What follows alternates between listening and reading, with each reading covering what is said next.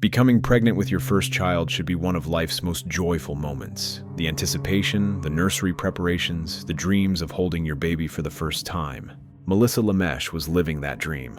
A dedicated 27-year-old EMT, she was just days away from giving birth to her son. The nursery was ready, the baby clothes folded, and Thanksgiving dinner was planned for the next day. But what seemed like the perfect beginning of motherhood would soon turn into a horrific ending that no one saw coming. On November 25th, 2020, Thanksgiving Eve, the streets of Mount Morris, Illinois, were shattered by emergency sirens. At approximately 4:30 p.m., a neighbor called 911 to report that smoke was billowing from a modest ranch-style home on South Hannah Avenue. Firefighters rushed to battle what appeared to be a tragic house fire. What they discovered inside would transform what appeared to be a devastating accident into one of the most chilling murder cases the community had ever seen. Inside the smoke-filled home, they found Melissa Lamesch unconscious on her kitchen floor. The 27-year-old EMT was just 2 days away from her due date, scheduled to be induced and finally meet the son she had been eagerly anticipating. This was supposed to be the happiest time in her life. Instead, it became the scene of an unthinkable betrayal by someone who was trained to save lives, not take them. Melissa Lamesch was the embodiment of someone who dedicated her life to helping others. The 27-year-old had chosen a career as an emergency medical technician after an experience in college that took her to an emergency room. As her father Gus would later recall, she really appreciated how she was treated, and she wanted to do the same for other people. Melissa liked to reinvent herself through hairstyles and careers. Most recently, the 27-year-old had been working as an EMT. Her colleagues knew her as someone who was passionate about her work. A GoFundMe set up for Lamesch's family after the killing said she was a dedicated EMT worker and always put herself on the line for her job. In her obituary, she was remembered for having her unique style. The obituary read, "She was known for her tremendously unique smile, always arriving fashionably late, and her love of eating and napping. Everything was done in her perfectionistic ways, and always in true Melissa fashion. She was unapologetically herself." In her personal life, Melissa had found what she thought was love with Matthew Plat, a firefighter who, like her, was in the business of saving lives. The two had first met around 2013 while they were both still in college. They became friends and started to meet up for casual sexual encounters. Prosecutors argued that Plat, who was in an on-and-off relationship with Lamesch, strangled his girlfriend and torched her Mount Morris home just days before her baby boy's due date. To the outside world, they appeared to be two first responders who understood the demands and stresses of their dangerous professions.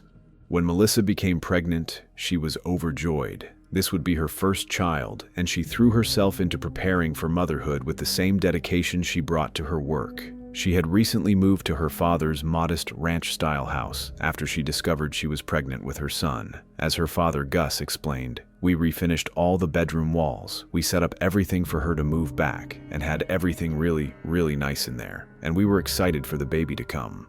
As her due date neared, Melissa had to stop working. To make things easier, she moved into her childhood home with her dad. Her parents had divorced several years earlier. Melissa grew increasingly excited about becoming a mom, even though she and Plat had little contact. But the truth about their relationship was far from the fairy tale it appeared to be. Behind closed doors, Matthew Plat was harboring secrets that would soon explode into deadly violence. November 25th, 2020 started with pure anticipation and joy for Melissa Lamesch. It was Thanksgiving Eve, and she was experiencing the final precious moments of her pregnancy. In just 2 days, she was scheduled to be induced and would finally meet her son. Before the fire that set Melissa Lamesch's home ablaze on November 25th, 2020, the day had started with excited anticipation. Melissa was due to give birth to a baby boy in just 2 days, and Thanksgiving was a day away. The morning began beautifully for Melissa. She was planning to spend a quiet, intimate Thanksgiving with her father Gus in the home where she had grown up. Her sister Cassie Bale later recalled, "She was going to have a nice private Thanksgiving with Dad, so I gave her a call the morning of the 25th and we talked for about 2.5 hours.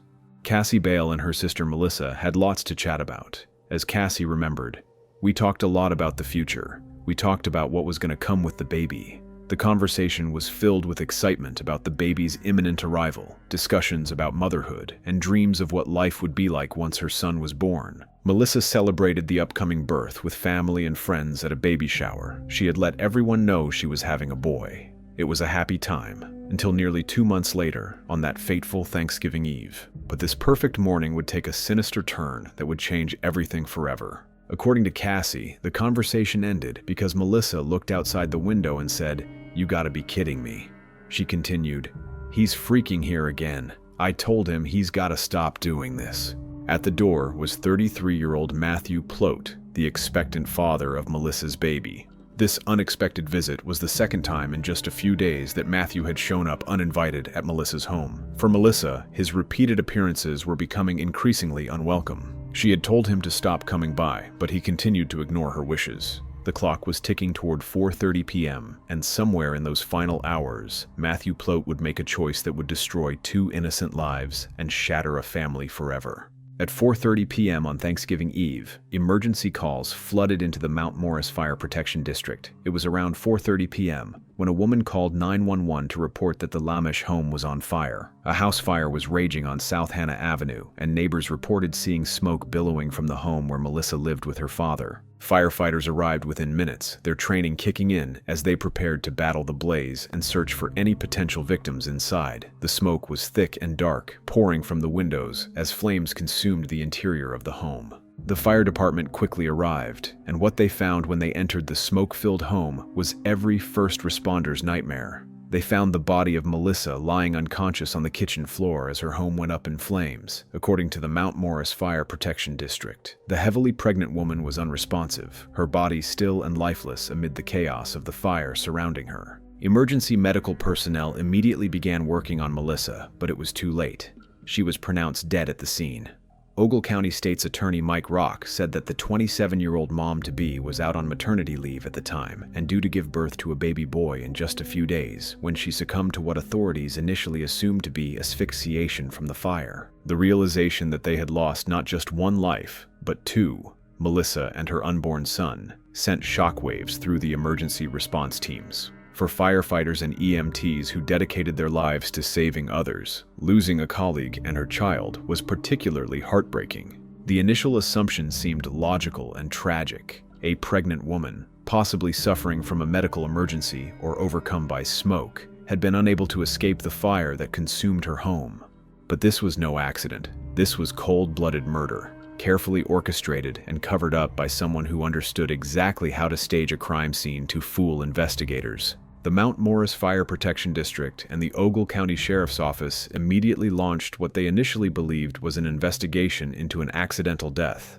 Fire investigators began examining the scene to determine the cause of the blaze, while detectives started piecing together Melissa's final hours. Authorities were quickly tasked with figuring out if the fire that gutted the family home was arson or accidental. They also had to determine if Melissa died from smoke inhalation, a medical episode, or homicide. The first crucial breakthrough came from the autopsy, and it changed everything investigators thought they knew about this case. Forensic pathologists Dr. Mark Peters and Dr. Amanda Humans both took the stand to offer testimony about their independent autopsies of Lamesch, during which both found evidence of petechial hemorrhages on the victim's face and neck, and bruising throughout her body. But the most significant discovery was what they didn't find in Melissa's body. The autopsy performed on Lamesch revealed no soot in her lungs and normal carbon monoxide levels, but there were signs of strangulation. As the pathologist testified, she showed no evidence that she was alive at the time of the fire. There was no soot in her airways, meaning no soot in her upper airways or her lower airways within her lungs. This crucial finding meant that Melissa had died before the fire started, but the autopsy revealed something even more horrifying about how she had died. A forensic pathologist testified that the victim had the most hemorrhages that I have ever seen in a strangulation case. The forensic evidence painted a picture of extreme violence. This wasn't a quick death. It was a prolonged, violent strangulation that left extensive evidence throughout Melissa's body. Investigators concluded that Lamesch was murdered before the fire started. Ultimately, authorities announced the fire had been intentionally set and Melissa had been strangled to death. The investigation had taken a sinister turn. This wasn't a tragic accident involving a pregnant woman overcome by smoke. It was a carefully planned murder, with the fire set deliberately to cover up the crime and destroy evidence. Fire investigators also made critical discoveries about how the blaze had started. They did not find any electrical issues at the house and learned that the oven and stove burners were all in the off position. A probe into the fire, headed up by a special investigator with the Illinois State Fire Marshal's office, found evidence that a combustible likely caused the blaze, according to Mike Pohl, who told jurors that the smoke and burn patterns at the scene suggested that the fire had been intentionally set. The evidence was clear. Someone had murdered Melissa Lamesch by strangulation, then deliberately set fire to her home to destroy evidence and make it appear like she had died in an accidental house fire. With the knowledge that Melissa had been murdered and the fire was arson, investigators began looking more closely at everyone in her life. Who would want to kill a pregnant EMT just days before she was due to give birth? Who had access to her home? And who had the knowledge and means to stage such an elaborate cover-up? While Pohl was inspecting the house, investigators talked with the Lamesch family. Lieutenant Brian Ketter learned about the phone call that day between Melissa and her sister that Melissa ended when Plat arrived at the house. As Ketter later explained, we learned from the family that he was a fireman. All roads led to Matthew Plat. Matthew Plat was a firefighter paramedic with the Carroll Stream Fire District. Fire Chief Rob Schultz described him by saying he was a good firefighter. Matt was somebody that was dependable on the fire scene. He was just one of the guys. There was evidence that Matthew Plat had been at Melissa Lamesch's house the day of the fire, something Plat admitted when he spoke with investigators. Melissa's brother Carl Lamesch told investigators he had already spoken on the phone to Plat, telling him he knew he had been at the house that day. Carl Lamesch also told Plat about the fire and that someone had died, but not that it was Melissa. Investigators did that when they asked Plat to come in for an interview that evening. When questioned by police, Plat initially cooperated, admitting he had been at Melissa's house on the day she died. But during that first interview, he made a statement that investigators found deeply disturbing. In that interview, Plat made a reference to a deadline when explaining his decision to go to the house that day. As recorded in the interview, Matthew Plat said, "I mean, there's a deadline for that," and then later added, "For pregnancy, there's a deadline." It was a phrase that investigators didn't quite know how to interpret. The comment was chilling in its implication. Was he referring to Melissa's due date or something more sinister? Through questioning with now retired Ogle County Lieutenant Brian Ketter, Matthew Plat was recorded admitting to his presence at the Lamesch home on November 25, 2020, the day Lamesch was found dead. He says he and Lamesch spoke briefly before engaging in sexual intercourse. Plat says he left soon after, but investigators weren't convinced by his story. His behavior raised red flags, and inconsistencies began to emerge in his account of events. The forensic evidence also began pointing directly at Plat. Following the tragic incident, investigators found only one DNA at the crime scene, and the DNA matched with Lamesch's boyfriend Matthew Plat, who initially denied killing his pregnant girlfriend. Forensic scientist Blake Aper with the Illinois State Police Forensic Science Laboratory confirmed a mixture of DNA found on and in Melissa Lamesch's body was consistent with the DNA of both the victim and accused killer, Matthew Plat. No other unknown DNA was found at the scene. The evidence was mounting, but investigators needed to understand the motive. Why would Matthew Plat want to kill the mother of his child just days before she was due to give birth? As investigators peeled back the layers of Matthew Plat's life, they uncovered a web of deception that painted him in a completely different light than the dedicated firefighter he appeared to be. It was Thanksgiving Eve 2020, and Melissa Lamesch was excited about the upcoming birth of her first child. Investigators would learn there was someone who was not as enthused, the expectant father, firefighter Matthew Plat. While Melissa was preparing for motherhood and dreaming of their future together, Matthew was living an entirely different reality. The pregnancy wasn't a source of joy for Matthew. It was a threat to the lifestyle he wanted to maintain. When Lamesch let Plat know she was carrying his baby, she was surprised by his reaction, according to Lamesch's sister, Cassie Bale. As Cassie told 48 Hours, Melissa thought he would want something to do with the baby. To that point, she thought he was a pretty nice guy. She saw a different side of him, and that really upset her. The most shocking aspect of Matthew's behavior was the extent to which he kept the pregnancy a secret. Investigators learned Plat kept the fact that he was going to become a dad a secret, including from his parents and his co-workers. Rob Schultz, fire chief at the Carroll Stream Fire District where Plat worked, explained how unusual it was for someone not to talk about a big life event at the firehouse. As Schultz put it, "We're here 24 hours a day. It's just a normal course of being a firefighter, that you talk about your family, your personal life, and what's going on, good, bad, or indifferent." The secrecy extended even to his own family. Even Plot's own parents did not know about the pregnancy until Melissa told them. According to Cassie Ball, Melissa wanted them to have the opportunity to be part of their grandchild's life. When asked how Melissa said his parents responded to the news of a grandson, Cassie Ball replied, "Melissa said that his parents were very nice, that, they said, 'Let me know what you need. I'll help you any way we can.'" But Matthew's reaction to Melissa telling his parents was telling. As Melissa's stepmother, Deanna Lamesch, explained, "I believe that the parents then approached him, but it was not long after that she had said, 'He's mad, I told them.'"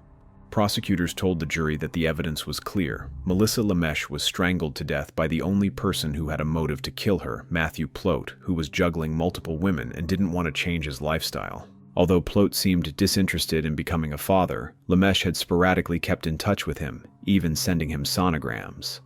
As Cassie Ball recalled, Melissa would continue to send him sonograms or things would happen. Sometimes he would respond a little bit, but she didn't know really where he stood exactly. Lamesch, though, was ready to take care of the baby on her own, with the help of her family. Despite Lamesch not asking Plot for any type of support, investigators believe that as her due date drew closer, Plot became increasingly concerned that having a child was going to alter his lifestyle, and that's why he had kept that baby a secret. As Ogle County Assistant State's Attorney Allison Huntley explained, he was keeping a secret, the fact that he fathered a baby in the hopes that the child wouldn't be born.